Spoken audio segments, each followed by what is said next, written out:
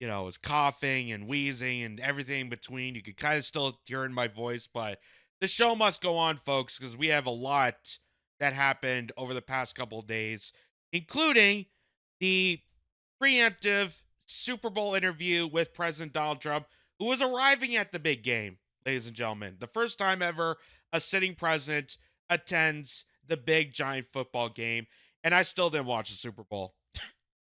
Not even Trump got my interest into watching the Super Bowl. It's just not my thing. Couldn't really care less. Whatever. Not a big deal. But some people enjoyed it, and that's them. That, just not my forte. But here's what went down on Air Force One, or as they call it, Trump Force One, as they made into New Orleans for the big game. Listen to this. How does this align with America First? Because it makes us bigger, stronger, and better. I love, so let me go back to that. I love how they have to have a person to hold up the map of the Gulf just to show viewers at home that they did actually change the name from the Gulf of Mexico to the Gulf of America. We did it, folks. It's better and great. It's good for America. It's not going to lower your cost of living. It's not going to, fix the egg epidemic. It's not going to fix our infrastructure. But we did it. America. F yeah. That's the can-do attitude of the US of A, ladies and gentlemen. In fact, if we're just going to name change anything and just do a Wikipedia-style edit just to troll people, why even call it the USA? Why call it the United States of America? I think it should be known by its simple name of the PepsiCo plantation of Amazon Microsoft Incorporated. And its lovely capital city, Disneyburg. Such a nice ring to it. Really more wholesome and really understanding of what America's all about. But really, what was the intent of this? Does it actually improve anyone's life? Not really. But it was a big, giant bumper sticker, a troll job to the rest of the world. Like, yeah, we're just going to buy up the Gulf of Mexico and just change its name. Even though the entire rest of the world doesn't see it. But listen to this. Does this align with America First? Because it makes us bigger, stronger, and better. Canada, we'll see what happens with Canada, but the people of Canada would be paying less than half of the tax. If you look at the tax, they're going to be paying less than half the tax. They don't pay very much for military, and the reason they don't pay much is they assume that we're going to protect them. That's not an assumption they can make, because why are we protecting another country? Now, I love the people of Canada. We have a great relationship. I don't know. Why is America protecting another country? I could say that about Israel. I could say that about Ukraine. I could say that about the fact that NATO still exists. Why do we still have a military organization that is cultivating and blackmailing countries to gush over, money launder to a self-interest company that doesn't really give a shit about security, in fact, jeopardizes more country security than ever, in the hopes to win and gains from the military-industrial complex and military contractors? Why does NATO still exist? The Soviet Union collapsed. Okay, we don't have to worry about the rise of communism and socialism. That kind of Cold War era is over with. I know America wants to relive those days and been trying to reboot it with the Ukraine war, but it's not going to happen, folks. Nobody wants another Cold War. I know the military-industrial complex is desperate for one, but it's not going to happen. But it's amazing that, Canada just assumes that America is going to protect it. Really? So why are there so many Canadian bases right now? Why are there Canadian troops in Afghanistan right now when America pulled out? Why do we still have troops over there? Why do we have troops in Ukraine training with the Azov Battalion? I don't think that's what Canadians are assuming. I think it mostly has to do with the fact that, one, we self-serve, we gush out to NATO as much as possible, which, again, my solution to this is we cut out of NATO, completely cut ties with the ally and put that money to use to our defense. Put that money back into establishing the Canadian military. That would be my solution to this. And I would say the same for America to do the same. Cut yourself out of NATO. They're not worth it. They're not worth the spending. They're jeopardizing your security in their own self-serving interest ways. Cut it all out and take that 2%, 3% GDP, whatever they ask for, and put it towards your defense. Simple as that. That would be my take. But let's hear the rest of this. But if they became our 51st state, it would be the greatest thing they could ever do. It would be unbelievable. It would be a cherished state. And think of how beautiful that country would be without that artificial line running right through it. Somebody drew it many years ago with a ruler, just a line. You look at how beautiful. I just find this so hilarious. I find this so hilarious and so ridiculous. Like the mentality of how we went from, hey, you got to beef up your border security and worry about the fentanyl crisis, to, it's an artificial line. We got to get rid of the artificial line. We should just go into Canada, just take away from it. You know, wouldn't it be so great to just incorporate Canada into the catastrophe of America? I mean, it's already a catastrophe up there, but wouldn't it be greater if it was just an entire catastrophe all as one? You know what would really like that? Globalists. George Soros, the billionaire class. Of course, they would love it. But for people that actually built up nations to keep nations and their sovereignty around, they don't enjoy that. Canadians don't want to give up their sovereignty. Americans don't want Canadians. Canadians don't want Americans. That's all we had, two separate countries. And if they want to become American or Americans want to become Canadian, then they just move to whatever country. It's just so, it's so bizarre. It's so bizarre that this is even a conversation we're having in 2025. And it makes you wonder. It really makes you wonder. And it makes me think that this is kind of the reason why they kept Trump in the election and allowed him to win and become president. Because I always had this kind of back of my mind thought that why would the CIA, the deep state, just allow Trump to become president? After everything they have done, everything. They tried to even assassinate him twice. Why would they allow him to become president? There has to be something in the back of their mind. Oh, well, they're going to take over Canada, Greenland. They're going to take over the Panama Canal. They're just going to take over everything. So it looks like the MAGA movement turns out to be less about Americans, making Americans great again, and making America hegemony great again, which favors deeply to the deep state, no matter if you're red or blue. They're really protective of the American capital, but not the Americans, not your own citizens. This is why all this is happening. Well, that is, wow, it would be very exciting. But if you look at Canada, it would be cherished as a 51st state. They don't pay their share of military in NATO. They pay very little for military. They're not protected at all. And the reason is they think we're going to protect them.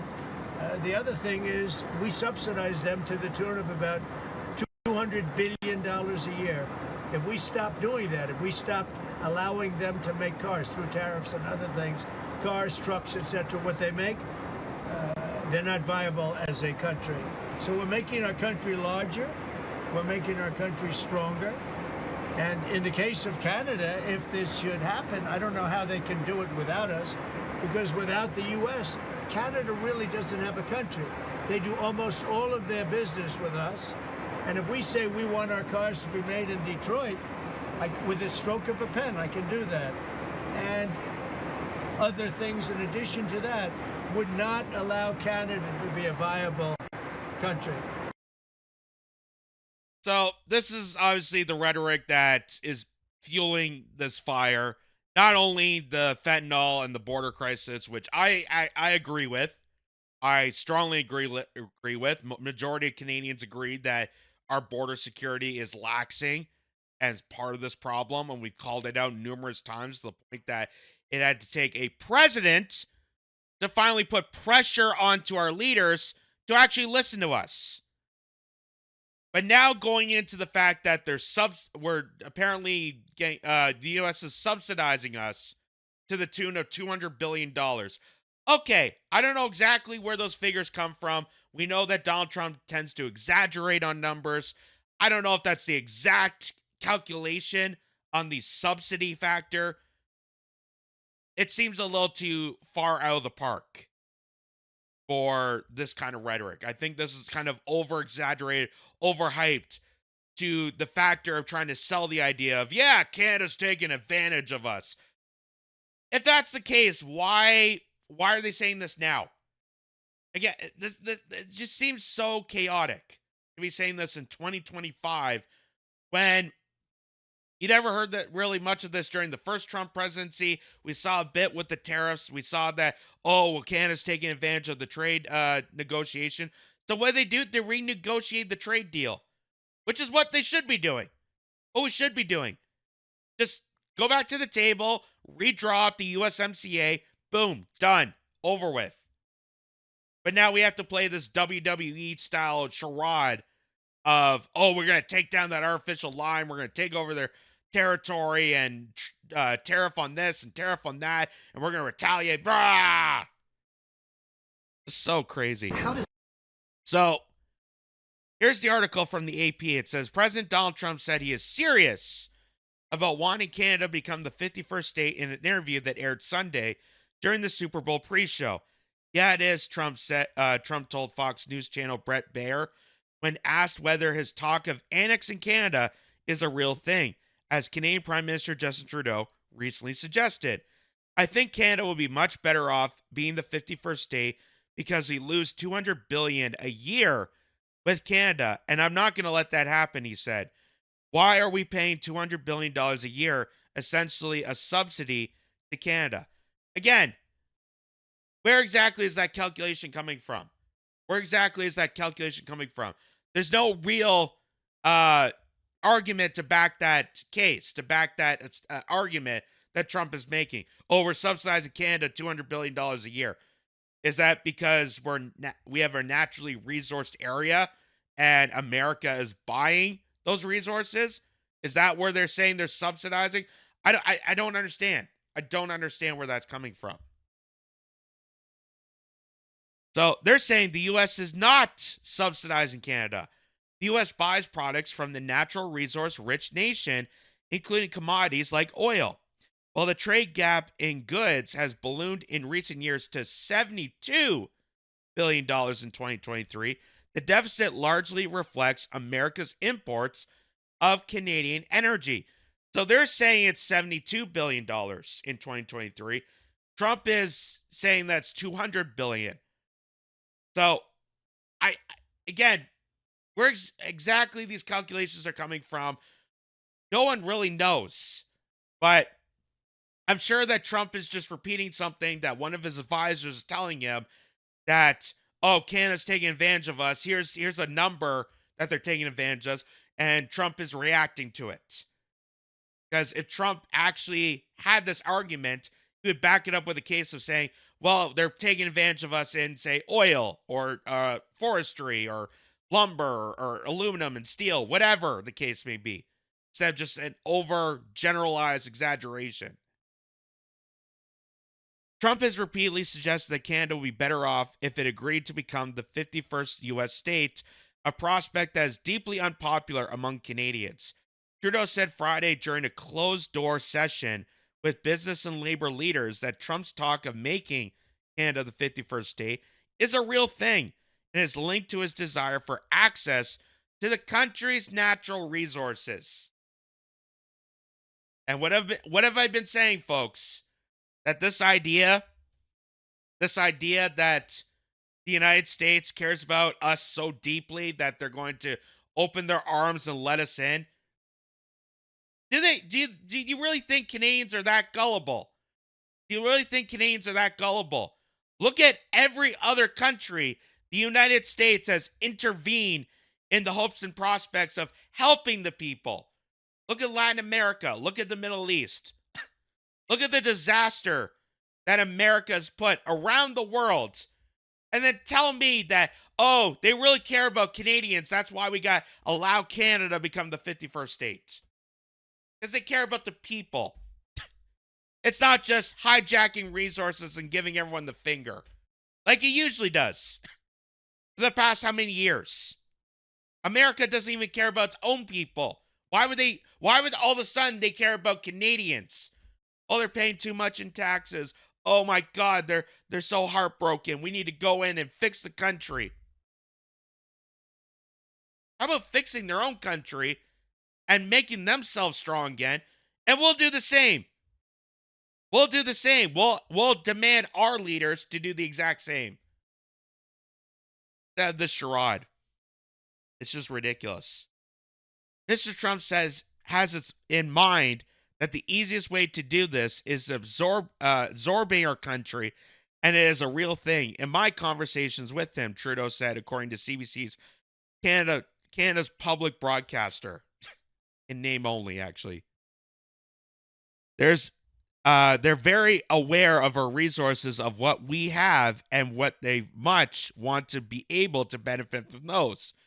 In the interview, which was pre-taped this weekend in Florida, Trump also said he was not seeing enough action from Canada and Mexico to stave off the tariffs as he threatened to impose on the country's two largest trading partners. No is not good enough, he said. Something has to happen. It's not sustainable, and I'm changing it. Trump last week agreed to a 30-day pause on his plans to slap Mexico and Canada with 25% tariffs on all imports except for Canadian oil, natural gas, and electricity, which would be taxed at 10% after the countries took steps to appease his concerns about border security and drug trafficking.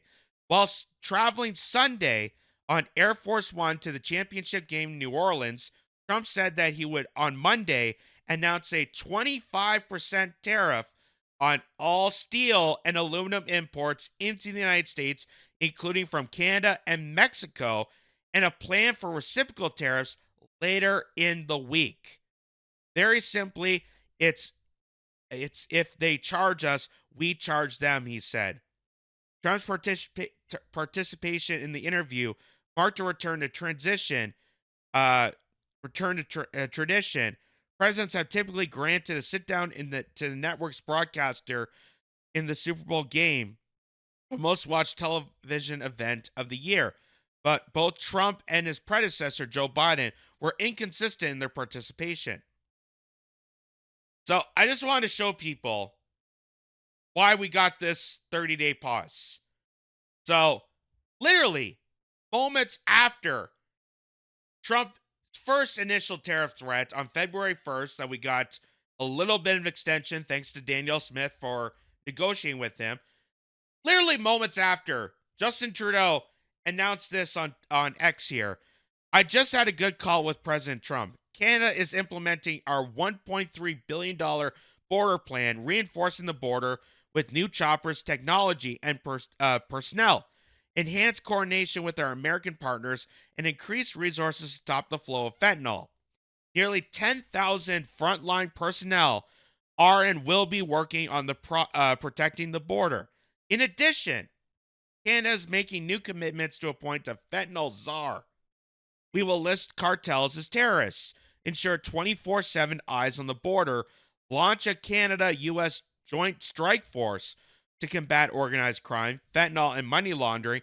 I have also signed a new intelligence directive on organized crime and fentanyl. We'll be backing it with $200 million. Proposed tariffs will be paused for at least 30 days while we work together. Unfortunately, we're here. It's now, February 10th, February 11th right now. They still have not announced the border czar. They still have not announced. And Justin Trudeau is out of the country. We don't know exactly what's happening. So, this is kind of why Trump is beefing up this situation. Why Trump is taking advantage of this. Because our leaders are not taking this seriously. And are pretty much allowing this to happen. They're allowing Trump to storm in, cause a problem, point the finger back at Trump, and cause this charade to even exert itself to the utmost stupidity. Biden declined to participate last year in 2023 when efforts teamed the Biden speak with the Fox Corp, blah, blah, blah. Trump on Sunday will also become the first sitting president to attend the Super Bowl in person. Something he told Bayer was a surprise to learn. I thought it would be a good thing for the country to have the president at the game, he said. During his flight to New Orleans, Trump signed a proclamation declaring February 9th the first ever Gulf of America Day.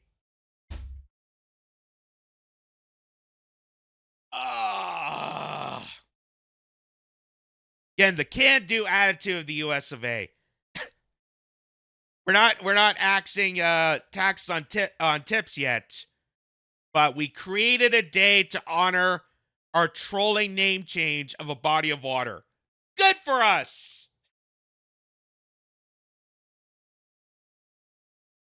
As Air Force One flew over the body of water that renamed by proclamation from the Gulf of Mexico.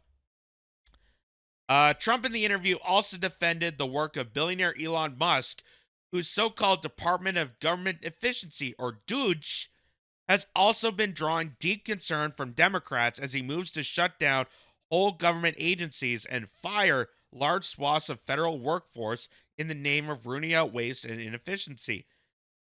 So, this is obviously causing a huge uproar we're going to get into later on.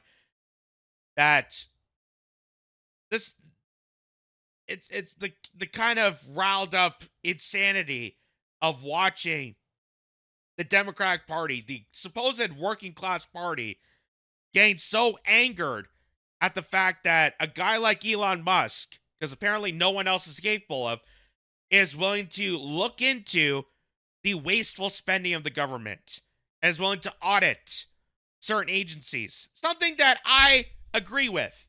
Something that we should be doing right here in Canada.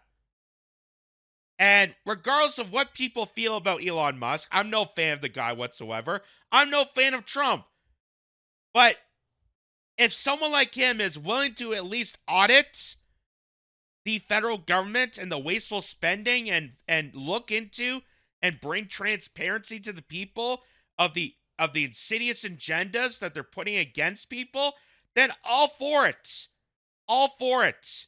And if there's something that we disagree with, then we combat that issue. We combat Elon Musk on those situations. Just like the great Frederick Douglass told us, we will work with anyone to do good and no one to do evil. And if it takes Elon Musk to do it, then I'll give Elon Musk the credit to it. And the fact that Donald Trump was elected to become president and allowed Elon Musk to come in shows that the American public wants this. The American public voted Trump, who was connected to Elon Musk, and wanted and announced Doge before he got elected. So this is what the American people want. And if Elon Musk does touch Social Security, if he goes after Medicare, if he goes after the entitlements that people at most support, majority support, then we criticize on him for that. But to be against just an audit shows the true colors of your so-called working party, the party of the working class. How deeply involved, how deep this deep state really is. Musk, Trump said, has been terrific and will target the Department of Education and the military next. We're going to find billions, hundreds of billions of dollars of fraud and abuse. Trump predicted. I campaigned on this. And people voted for it. So, it's not anti-democratic, as many Republicans would like to believe. It's anti-democratic because it's a billionaire involved with it, as opposed to all the other billionaires that are corrupted within government. Would it be better if Mark Zuckerberg was in charge of this? Or how about Jeff Bezos, or Bill Gates, or George Soros, or the Koch brothers? Take your pick of what billionaire should be involved in this. Again, I'm no fan of Elon Musk. I criticize him harshly. I could pick up flaws about him. But if he's willing to at least expose and bring transparency to this insidious government and the abuse of the agendas going against people, then by all means, let's have it. Let's have it. I'm all supportive of it. And if there's something that I'm against or something that needs to be called out, then I would call that out at the time. But all this backlash about Doge and cutting down the USAID, which doesn't actually aid anybody, AIDS just an acronym. It just shows how deeply corrupted these people are. You're part of the problem. You're sheep to the problem, and you're just part of this deep state collaboration that's against people. That's against the country. So here's another part of the interview where Bret Baier asked Donald Trump in the regards of renaming the Gulf of America, in regards of all this tariff war, all this trade negotiation in the hopes to take Canada as the 51st state. How is this going to help grocery prices? Which is a really accurate question that I'm surprised Bret Baier has to be the person to ask that.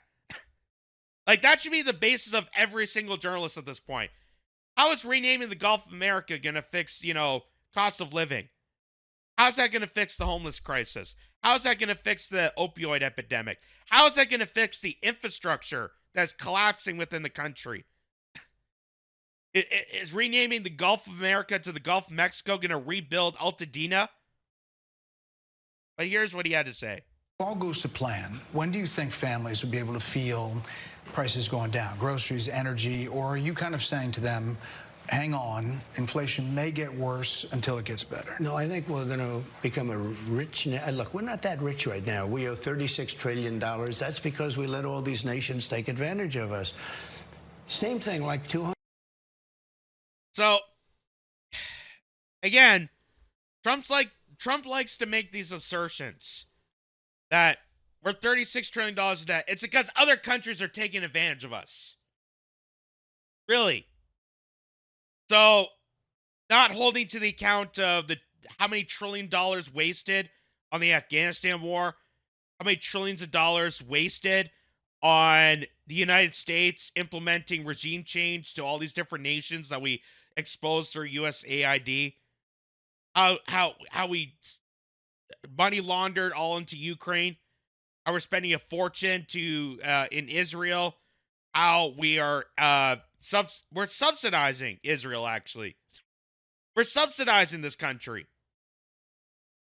Not that ever clues into that, but no, it's all these other countries that are taking advantage of us. How about the $21 trillion wasted at the Pentagon? $21 trillion.